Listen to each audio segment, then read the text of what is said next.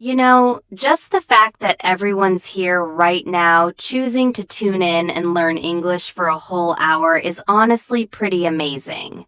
Most people would just scroll through videos, but you're building a real skill. I always feel a little proud when I think about that. Sticking to a lesson in another language is tough.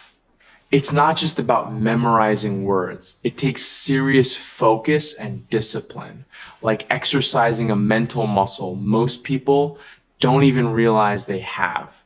Totally! And hey, we call it executive functioning. That's your brain's way of managing focus and sticking to your goals, even when it's so tempting to just tap over to a funny video. That's such a good point. Executive functioning is the unsung hero of learning.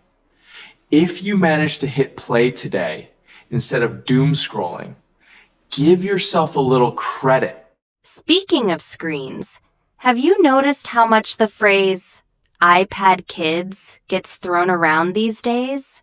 It's wild to think there's an entire generation who have basically grown up with a tablet glued to their hands. I know. For these kids, swiping and tapping is as natural as riding a bike. Sometimes I wonder if they even realize what life is like without a digital device constantly nearby. I guess for a lot of them, the idea of being bored without a screen is just impossible. It's like background noise for their lives. It actually reminds me of when I was a kid. If you wanted to kill time, you had to get creative, build a fort out of pillows, doodle in a notebook, or just stare out the window. Boredom was a huge part of growing up, for better or worse. But here's the twist lately. There's this buzz about the analog rebellion. Have you seen those news stories about kids actually snapping their tablets in half? That's some serious pushback. Honestly, I was shocked at first.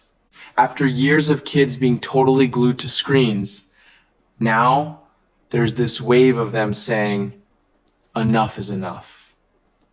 It's like they're craving something real and quiet for a change. It makes sense, though. Constant noise and flashing lights would make anyone want to unplug for a while. Maybe they're just finally fed up with being overstimulated. Yeah, overstimulation is such a big part of this. Imagine your brain having to process 10 conversations at once while a fire alarm is blaring. That's what some of these fast-paced cartoons and apps feel like for kids. I once babysat my nephew, and he was watching this cartoon where everything was spinning, flashing, and changing every 3 seconds. You could almost see him getting more jittery by the minute. That's such a vivid image. Overstimulation isn't just a fancy word, it's a real feeling. And for kids, their brains are still learning how to process the world. Too much sensory input can leave them overwhelmed, not excited. Exactly.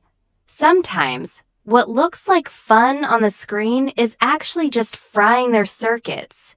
They need downtime, not more sparkle and noise. Funny how the thing that was supposed to be relaxing and helpful for parents can end up making everyone a little more frazzled.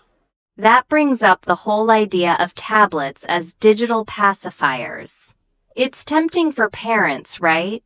Hand over the device and you get a few minutes of peace while your kid is totally zoned out. I get why it happens. Life is chaotic, and sometimes it feels like the only way to get dinner made is to let the screen babysit for a bit.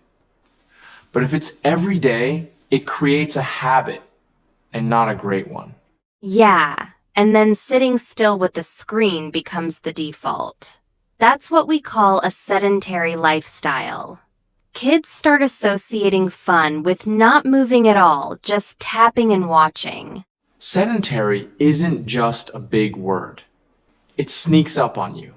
Suddenly, no one's riding bikes or even walking much. They're just glued to a couch or bed with a device in hand. Now, I've been thinking about all those tech ads that say their apps are designed for engagement. Sounds positive, right? But what does that even mean for kids? It's a clever phrase, but really what they mean is, we made this app so sticky, your child won't want to put it down. The design hooks into the brain's reward system. Hello, dopamine! Dopamine is like your brain's own little cheerleader, right? Every time you tap and get a reward, bright colors, a cool sound, you get a little hit, and suddenly you want to do it again. Exactly. That's what people call a dopamine loop. It trains your brain to crave those quick hits of excitement. For kids, that can make it hard to stop or switch to something less stimulating, like homework or even playing outside. I've definitely seen that happen. One more level, one more video. It's never enough. Even adults get caught in it. So imagine how tough it is for a kid. It's kind of wild how understanding what's happening in your brain can make you see those apps in a whole new light. And then there's neuroplasticity, the brain's way of adapting based on what you do. If a child is always chasing instant rewards on a screen, their brain gets wired to expect excitement all the time. That's so true. It's like if your brain's only exercise is chasing shiny things, it never learns how to sit quietly, solve a tough problem, or just be bored. Instant gratification becomes the norm. Which makes it even harder for kids to handle slow moments or focus on something that takes patience. We're basically training them to avoid anything that isn't immediately fun. And then boredom feels almost painful instead of peaceful. That's a tough cycle to break out of. You know what's kind of sneaky? The way tech companies use words like immersive experience or adaptive learning. It all sounds helpful for kids, but there's usually a catch. Totally. Immersive often means your kid is so drawn in, they won't even hear you calling them for dinner. And adaptive learning, that's the app tracking every single move to keep them hooked. Then there's social connectivity, which, let's be real, is often just about getting attention from strangers online. That's a lot for a young brain to handle. It makes me wish tech ads had a little translation button for parents. What we say versus what it really means. Last week, my friend's 8-year-old was upset because her post didn't get enough likes.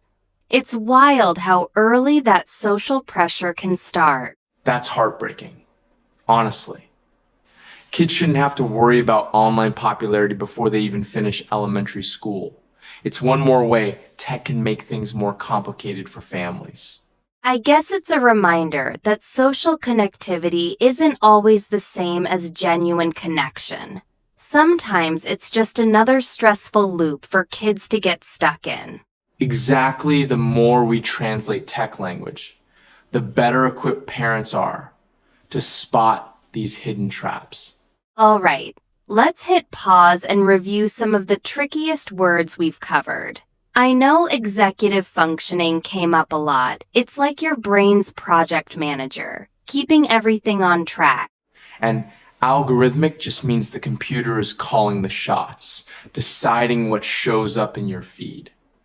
Then there's neuroplasticity, which is all about your brain's ability to rewire itself. Don't forget the dopamine loop, that cycle of action and reward that keeps you glued to a screen. We also talked a lot about overstimulation, which is when your brain gets more than it can handle. And finally, sedentary. If you're spending most of the day sitting with a device, that's what we call a sedentary lifestyle. These words pop up everywhere, so it's good to know them inside out. So, here comes the real test, the boredom minimum challenge. Can you and your kids stand 15 whole minutes with 0 screens? No phone, no TV, Just you and the world. I love this challenge because it's harder than it sounds. Those quiet minutes can feel awkward at first, but it's actually when your brain gets to recharge and be creative. Totally. I tried it last week, sat out on the porch doing absolutely nothing. At first, it felt weird, but then I noticed things I'd never seen before, like the way the tree branches moved in the wind. That's the magic of boredom. It opens up space for new thoughts and real connections. Sometimes doing nothing is exactly what your brain needs. Before we go, just a quick reminder, connection is a basic human need, and you don't need a device to find it. Sometimes it's as simple as sitting with a friend or family member, sharing a quiet moment. I couldn't agree more. Some of my favorite memories are just small, unplugged moments with people I care about, no likes, no filters, just real life. That's what sticks with you. Thanks for taking this steady step with us today. Every time you choose to learn and reflect instead of just scrolling, you're building something that lasts. We'll be here next time with more ways to grow one steady step at a time. Take care, everyone.